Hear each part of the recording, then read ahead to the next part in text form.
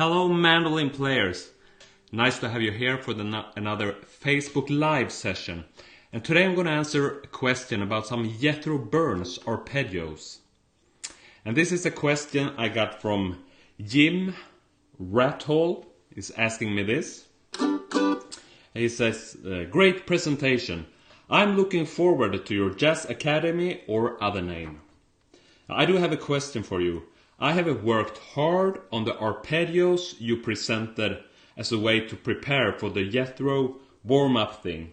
I have the exercises in the key of G, comfortably in control. However, I was at a jam session recently and we were playing a familiar song in the key of G. But I was not able to utilize my arpeggio skill set to this and other songs.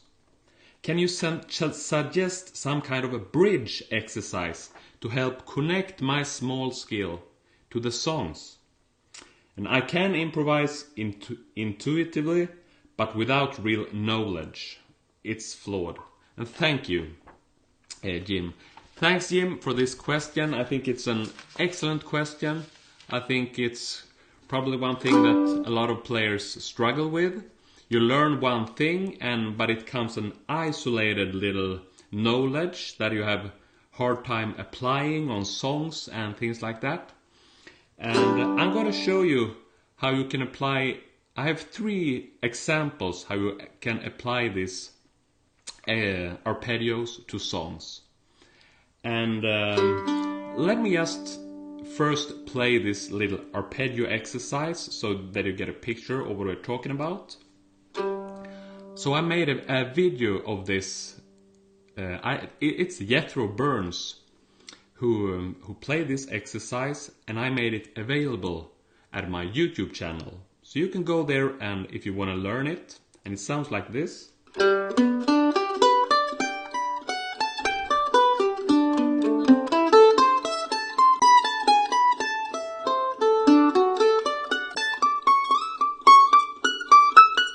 Yeah.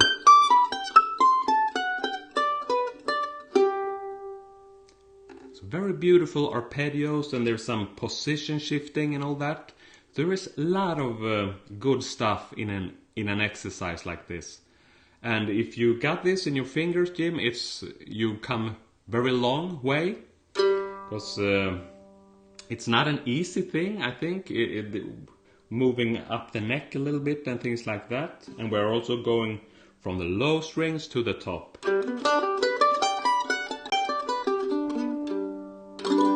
Yeah, so I'm going to give you some examples there. But first of all, I would like to ask you this question. Have you learned this exercise? Can you play this arpeggio exercise from Jethro Burns? Just give me a quick yes or no in the comment section, and I will see if we got someone following here. Dean is here.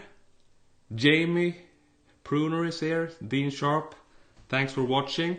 Plus, yes, please let me know, do you know this exercise or not? I think you can really learn from this lesson that I'm about to give anyway. But I think also it's a very good idea to go back and find this exercise later. Dean says he don't know it. But I'm putting up a little image here, you can see it. Where is it?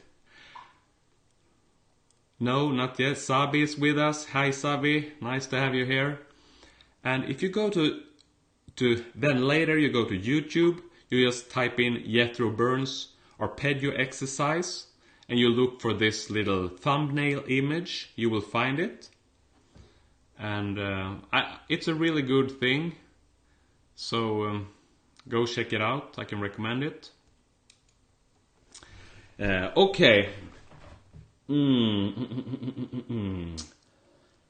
So there's people watching right now that haven't played it, but anyway, I want to show you a little thing how you can work with it. And one thing, when you're playing this exercise, you want to kind of isolate the chords that you are playing in the arpeggios. For example, it starts like this.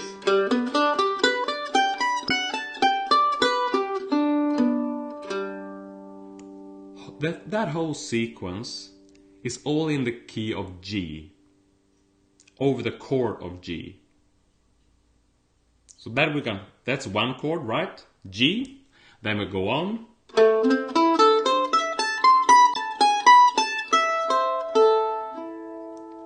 All is A minor. Then we're continuing.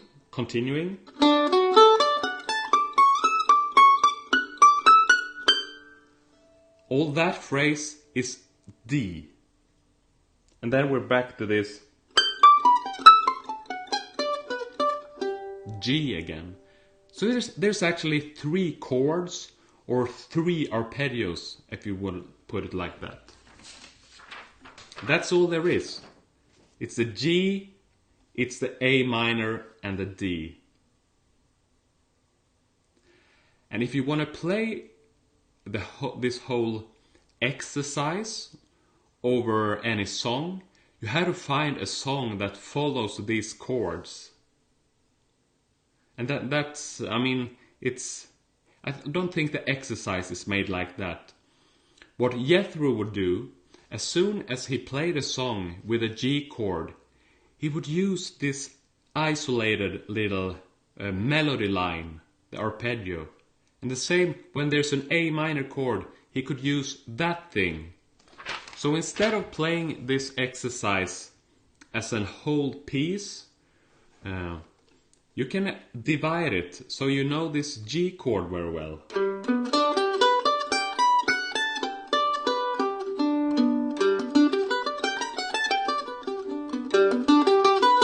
You can also play it twice.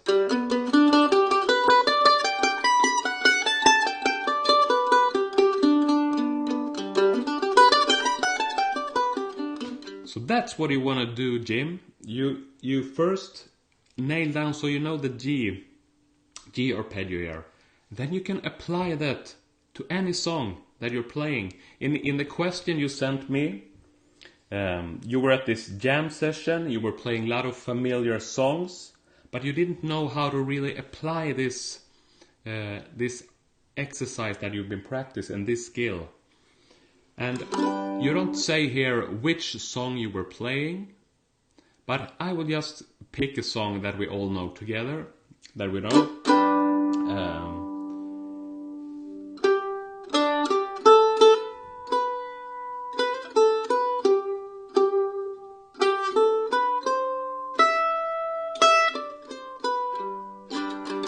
You are my sunshine, right? You are my sunshine.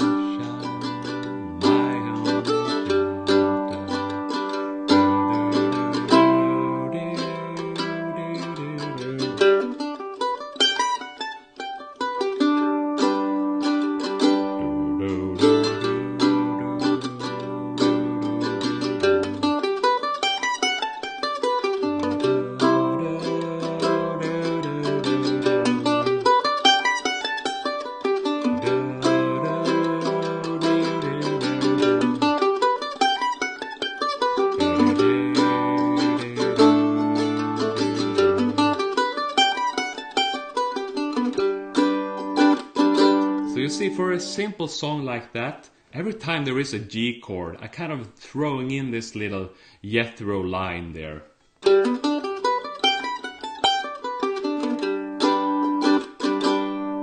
And what made me think of this song was actually, I was listening to Johnny Cash the other day. So let us come back and we can jam along with a Johnny Cash song for this.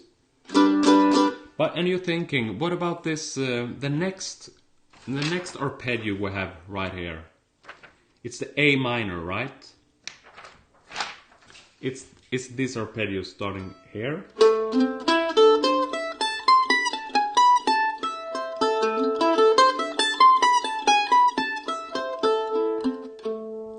So if you then you practice so you know this A minor arpeggio very well. And that you can throw in to any A minor song that you're playing.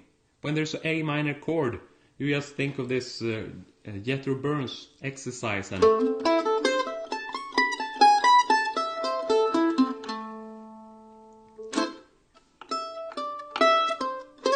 I was thinking about this song. I'm trying to pick songs now that I know that we're all familiar with.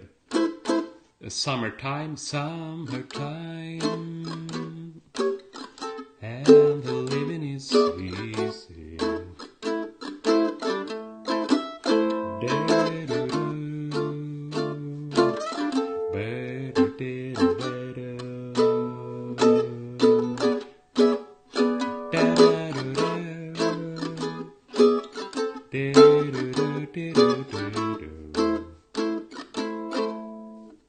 We know the song, right? And here, yes, when it's time for you to pick the solo for Summertime.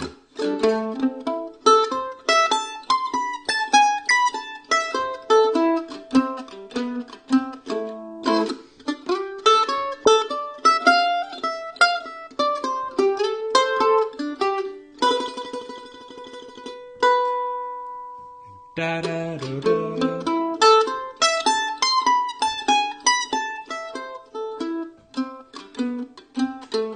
I won't teach the song right now, but you see, the first chord of Summertime in A, that would be A minor.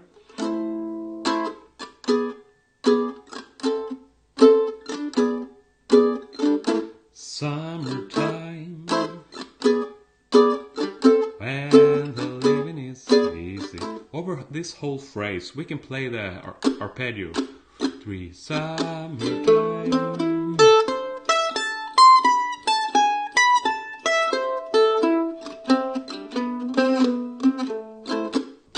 A new chord, and for now I just want to stay with these 3 simple chords: the G, the A minor, and the D. Let me see if there's some people watching. I want to go into the comment section here. There's Ed Tillman is showing up. Good morning from Haynes Creek, Florida. Yeah, it's morning for you. It's late afternoon for me here in Sweden. And I haven't presented myself. Some of you know me, some of you don't. And my name is Magnus. I'm from Sweden, and I'm helping mandolin players grow as musicians, and that is my mission. I'm showing up weekly, giving some inspiration and some insights about mandolin playing. And actually I want to reach out to one of my followers here. I got this from Michelle the other day, and it made me so glad, so that's why I wanted to share it with you. Magnus, my music teacher was so impressed with my improvement in my playing in just 2 weeks. I attribute it all to your instruction, and especially those fast finger bounce exercises. I feel my fingers being more relaxed on the fretboard, and my right hand timing has also improved. Thanks for all the lessons so far. I am so glad I stumbled upon your program on social media. And it means a lot to me to get a message like that. So thanks a lot, Michelle, for sending me this. And I think it also could be a reminder for anyone hearing this, because what I answered Michelle is, because she's referring to a technical exercise that I gave a couple of weeks ago. And the thing is, if a lot of people have downloaded this piece of music, this sheet music, but the thing is, you don't improve by downloading the PDF, by listening to my my opinion about this and how important it is and all that. Well, Michelle has improved because she's done the work. She downloaded the PDF and then she's been working. In 2 weeks, her musical teacher says, "Wow, Michelle, you have improved so fast. I'm really impressed about it." And it's all because of her work and or your work, Michelle, if you're watching this. And so there isn't actually... I call my website Mandolin Secrets, you know. But I mean, at the same time, there is no secret. It's about putting in the work, giving it time, and yeah, and I could see that's what you are doing here. So thumbs up for Michelle, and gonna continue with the subject here. So where am I? I was talking about. Let me see. I had this.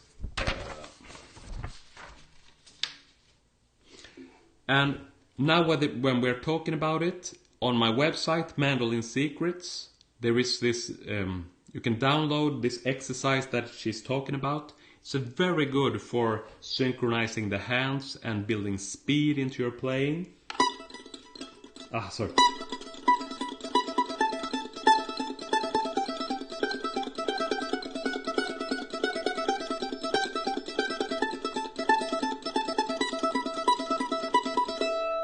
And Michelle isn't the only person that I've seen improving a lot by following this. So, but she's a living example here. 2 weeks and she's already improving. So that might be something for you also to check out. Yes. And I wanna do this jam along a little bit with some Johnny Cash music. Because I was playing You're My Sunshine, and I was thinking, oh, can I hear a recording of it? And I found this Johnny Cash song, and it was really good. And I was also thinking, oh, well, let's jam along a little bit with Johnny Cash here.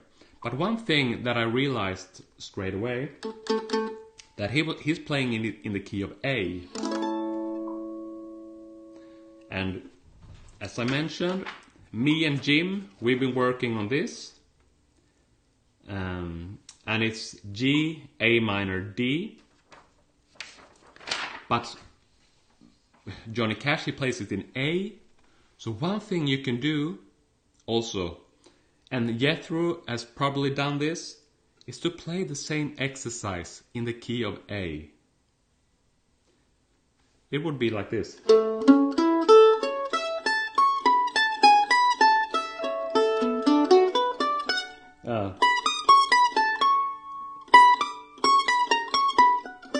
Go do it again.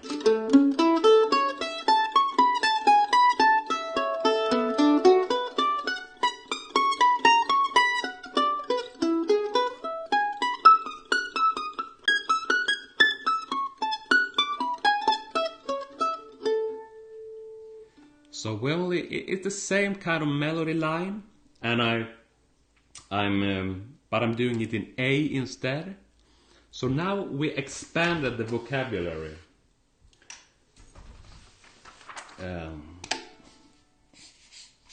A, B minor, and E. Same exercise, first giving us those 4 arpeggios, transposing it to A. We expanded our knowledge to A, B minor, and E. And I'm just going to go into a quick comment here. Dean Sharp is asking me, this arpeggio exercise, is it on your website? And Ian is with us. Hi Ian, from England. Let me see. The arpeggio exercise, it's a video that's on my YouTube channel. And you can go to YouTube, you type in Jethro Burns arpeggio exercise, and you will see this thumbnail coming up, and there you find the video. And if you would like the notation for this exercise, it's in my ebook. To take this away, it's called Jazz Mandolin, 10 Jazz Mandolin Licks and Techniques. And there is also, it's notated over 3 pages with some mandolin tabs and sheet musics.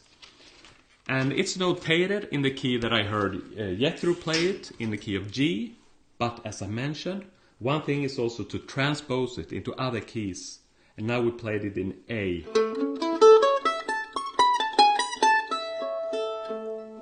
And when we know that, my friends, we can play along with the really nice performance of Johnny Cash.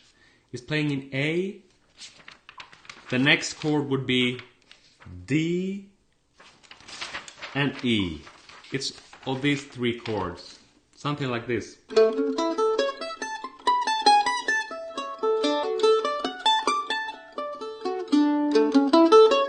I do it so you can see what I mean.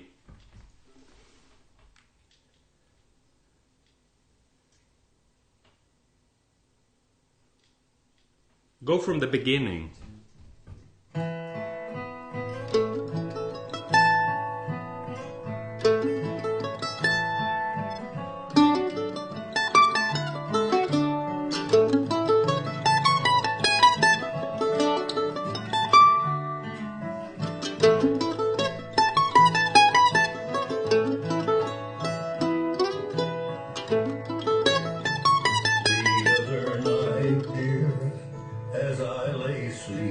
Can you hear the song? I dreamed I held you in my arms.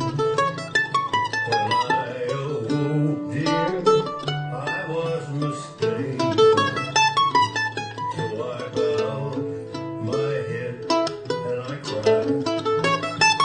You are my sunshine, my only sunshine. You make me happy. I'm doing this to demonstrate what I'm trying to tell Jim. Can you apply an exercise like this into playing songs at a jam session, for example? And this is how you do it. You kind of isolate what you're playing, and then you will be much easier to apply to a song.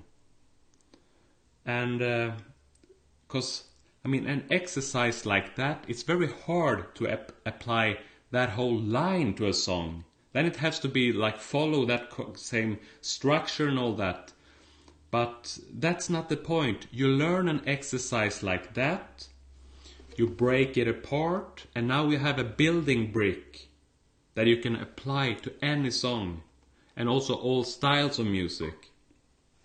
And this actually brings me to I'm gonna finish this lesson, but I kind of think what I would like to share to you is playing mandolin is a craft. And well, music can affect people in a very, it can be magic to people, it can be magic to me. And it also can sometimes feel like a little bit of a mystic thing, right? But I tell you what, learning how to play mandolin isn't magic. It's kind of like a craft, and as all craftsmanship, you have to get tools into your toolbox. And I just refer to it as a building block or building brick or something. Building a house, you have to also know how all separate small parts come together to this building a house, for example.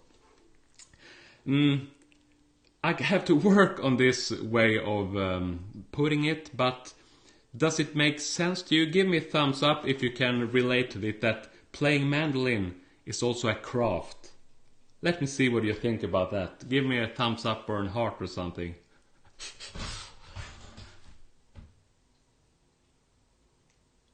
Yes, there's someone coming in there. Yeah, cool. So for Jim, and I hope this has given you some ideas. And I'm not sure if there was something else, but I just try to make and sum it up a little bit here in the end. This exercise.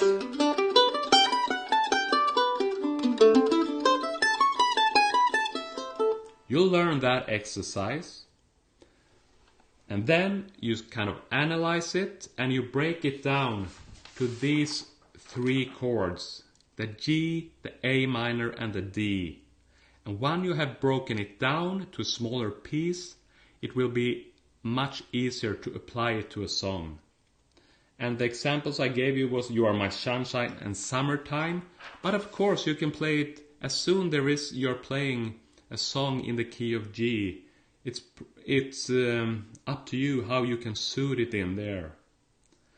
And I also have to make a point here. Now we're practicing the craft of playing mandolin. I'm not talking very artistic now, because you might feel that, well, you are my sunshine, my only sunshine. Maybe you find that lick doesn't suit there very well. That's the artistic side of it. But now I'm giving you more tools in the toolbox, so it's the craftsmanship of it. And same applies playing Summertime or some other song in the key of A minor. Then you know how to apply the A minor arpeggio.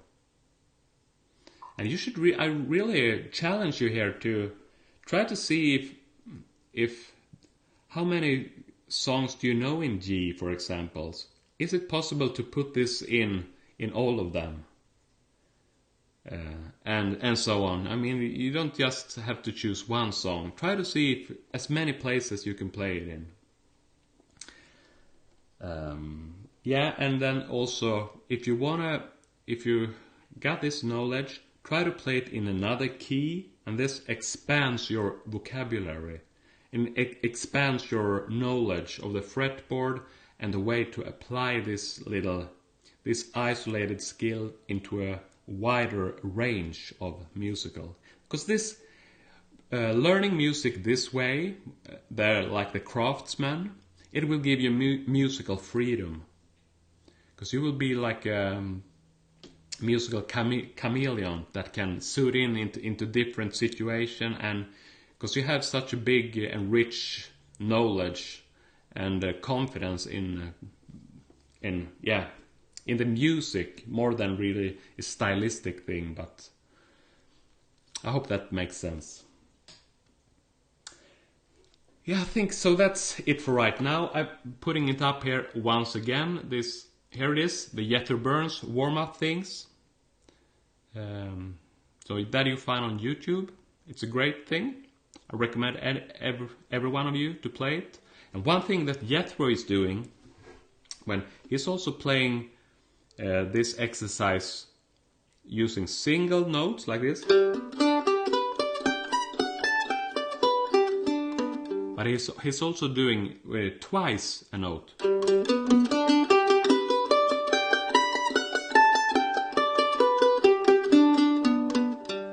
And he's even playing it with a tremolo.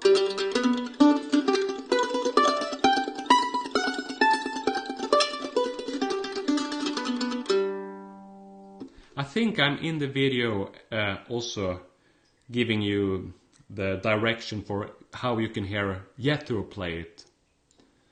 I think there's a link or something in the description. But anyway, that's it for today's lesson, and please keep sending me those questions, because I think it's very nice to have a solid subject for each lesson.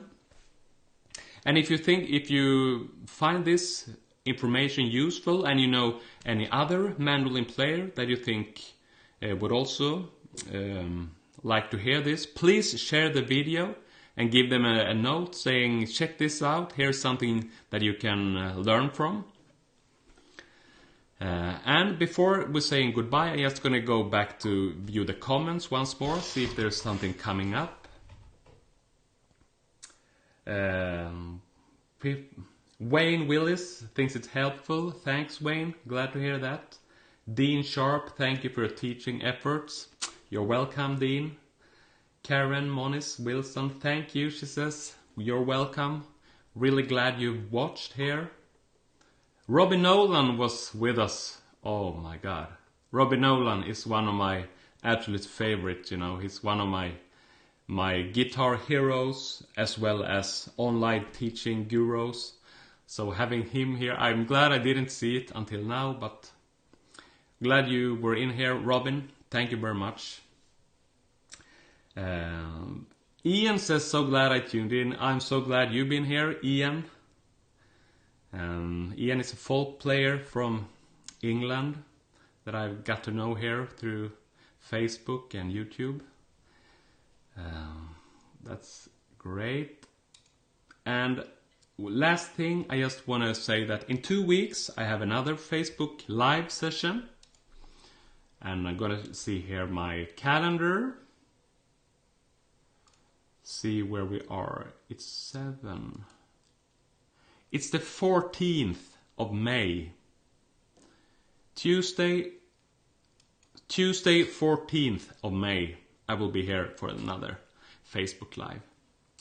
Hope to see you here at that time. And please send me your question. Maybe it's your question that I'm answering for the next time. And yeah, stay inspired and happy picking. Bye.